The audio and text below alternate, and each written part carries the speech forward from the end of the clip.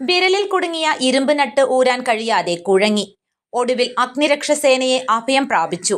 സേന യാതൊരു പരുക്കുകളുമേൽക്കാതെ നട്ട് മുറിച്ചു മാറ്റിയപ്പോൾ പെൺകുട്ടിക്കും വീട്ടുകാർക്കും നെടുവീർപ്പ്. അടക്കാനാകാത്ത സന്തോഷത്തോടെ അവർ വീട്ടിലേക്കു മടങ്ങി. ഒപ്പം ഗുണപാഠവും. കാണുന്ന ഇത്തരം സാധനങ്ങളൊന്നും വിരലിൽ എടുത്തു ഇടരുത്. ഏനാതിമംഗലം മങ്ങാട് സ്വദേശിനി 7ാം ക്ലാസ് വിദ്യാർത്ഥിനിയാണ് കയ്യിലെ വിരലിൽ നട്ടെടുത്തിട്ട് ഊരാൻ പറ്റാതെ സഹായം അഭ്യർത്ഥിച്ച് അടൂർ നിലയത്തിലെത്തിയത്.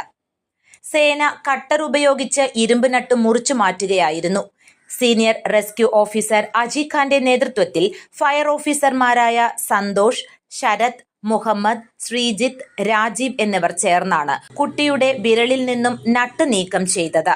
News bureau, Adoor.